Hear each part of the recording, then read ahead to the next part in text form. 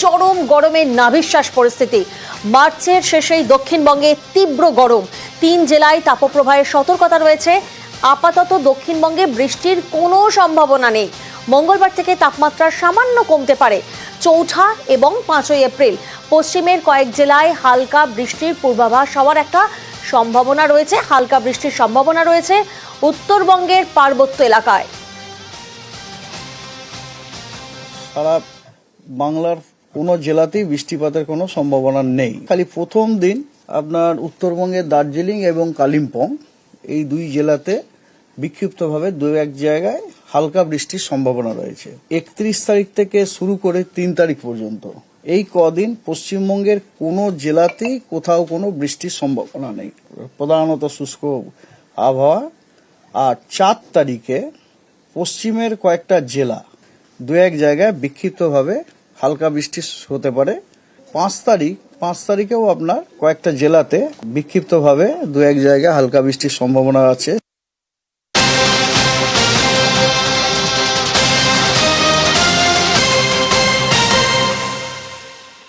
তীব্র গরমে নাজেহাল দক্ষিণবঙ্গ। প্রাথমিক স্কুলের সময় বদলের ভাবনা। জেলা প্রাথমিক শিক্ষা সংসদের চেয়ারম্যানদের মতামত চাইল পর্ষদ। মার্চের শেষেই আমরা দেখছি দক্ষিণবঙ্গে একেবারে চরম গরম, তাতে নাজেহাল দক্ষিণবঙ্গ।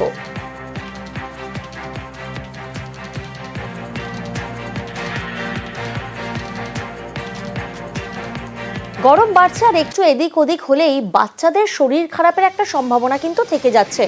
গরমে শিশুর যত্ন নিয়ে বিশেষজ্ঞ চিকিৎসকের পরামর্শ শুরু। একটা বাচ্চার কিন্তু শরীরে জলের রিজার্ভটা আমাদের বড়দের তুলনায় যদি আমি প্রপোর্শনালি দেখি সেটা একটু কম।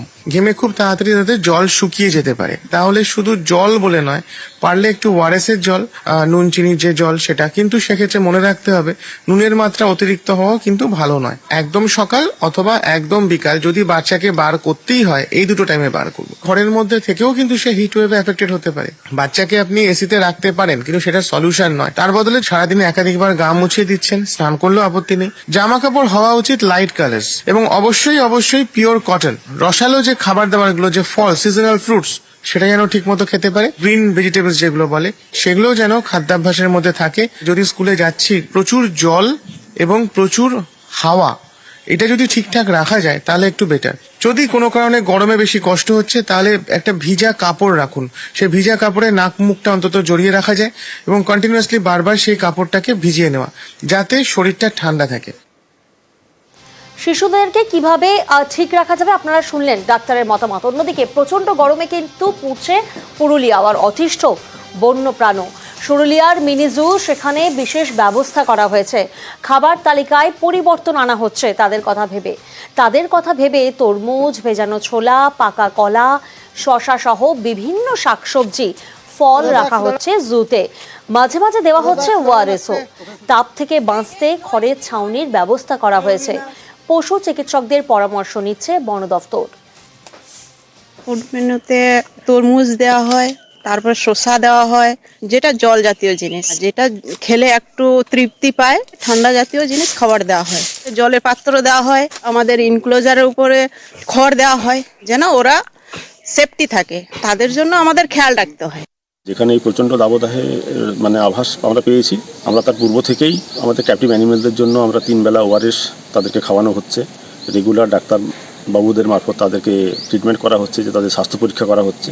তাদের খাদ্যাভ্যাসেরও খানিকটা চেঞ্জ ডাক্তারবাবুরা করেছেন, যেটা চলছে অলরেডি। যেমন তাদের খাবারের মধ্যে কিছু রসালো খাবার, তরমুজ, শশা, এসব কিছু ফল তাদেরকে নিয়মিত দেওয়া হচ্ছে। যে সমস্ত এনক্লোজারগুলো রয়েছে, যেখানে ক্যাপটিভ অ্যানিমেল রয়েছে, সেগুলোতে কিছু শেডের ব্যবস্থা, যেরকম থ্যাচ দিয়ে কিছু সেট করা হচ্ছে, সেগুলো ঢেকে দেওয়া হচ্ছে। এটা একটা এনক্লোজারে তাদেরকে একটা স্প্রিংকলার লাগানো, সেখানে ময়েস্টের অবস্থা ঠিক সিচুয়েশন আনা, তো ইত্যাদি এইসব বস্তুগুলো নেওয়া হচ্ছে। পাটুলিতে বৃদ্ধা খুনে গ্রেফতার হয়েছে ছেলে। মাকে খুন করে আত্মসমর্পণ ছেলের। পাটুলি থানায় আত্মসমর্পণ অভিযুক্তর। মাকে খুনের পর গা ঢাকা দেয় অভিযুক্ত এবং তারপর থানায় গিয়ে আত্মসমর্পণ অবশেষে অভিযুক্তর। পাটুলির দিকে নজর রেখেছি আমরা। পাটুলিতে বৃদ্ধা খুনে গ্রেফতার ছেলে।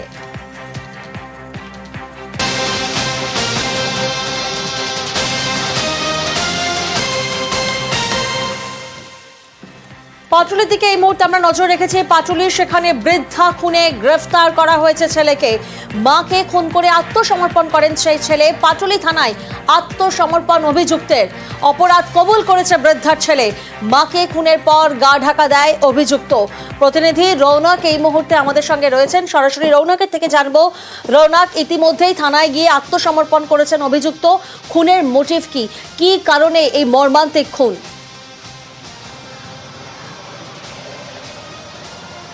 দেখো, একেবারে দীর্ঘদিন ধরে তারা আর্থিক সমস্যায় ভুগছিল। প্রাথমিক তদন্ত করে কিন্তু তদন্তকারী আধিকারিকরা এমনটাই জানতে পেরেছে এবং আজ সকালেই পাটুলি থানায় এসে আত্মসমর্পণ করে বৃদ্ধার ছেলে এবং তিনিও কিন্তু এই বিষয়টি তুলে ধরেছেন যে দীর্ঘদিন ধরে তারা আর্থিক সমস্যায় ভুগছিলেন। তার জেরেই কিন্তু তার মাকে প্রথমে মুখে বালিশ চাপা দিয়ে খুন করে এবং তারপরে আগুন জ্বালিয়ে দেওয়া হয়। পাটুলির বিদ্যাসাগর কলোনিতে দেখা গেছিল যে বৃদ্ধার একেবারে অগ্নিদগ্ধ দেহ উদ্ধার করেছিল কলকাতা পুলিশ। সে ঘটনাস্থলে হোমিসাইড শাখা পৌঁছেছিল, ডিএমজির আধিকারিকরা পৌঁছেছিল। ময়নাতদন্তের পর দেখা যায় যে প্রথমে শ্বাসরোধ করে বৃদ্ধাকে হত্যা করা হয় এবং তারপরই কিন্তু তার গায়ে আগুন লাগিয়ে দেওয়া হয় এবং তার ছেলে এরপর থেকে কিন্তু পলাতক ছিল।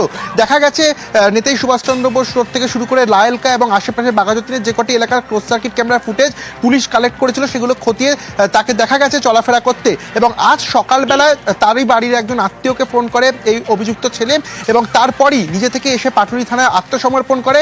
এবং কি মোটিভ ছিল সরাসরি যেটা জানা যাচ্ছে যে আর্থিক সমস্যায় তারা দীর্ঘদিন ধরে ভুগছিলেন এবং এই আর্থিক সমস্যার কারণেই কিন্তু প্রথমে মাকে মুখে বালিশ চাপা দিয়ে শ্বাসরোধ করে হত্যা করেন এবং তারপরেই গায়ে আগুন ধরিয়ে দেয় এবং তার বেশ কিছুদিন পর ঘটনার বেশ কিছুদিন কেটে যাওয়ার পর নিজে থেকেই এসে পাটুলি থানায় আত্মসমর্পণ করে এবং নিজেদের দোষ সেটা কিন্তু তিনি স্বীকার করে নেন। রৌনক, এখানেই তো প্রশ্ন উঠছে যে যখন আর্থিক সমস্যায় ভুগছেন এই পরিবার, তাহলে মাকে খুন কেন? সমস্যা তো আর্থিক দিক দিয়ে।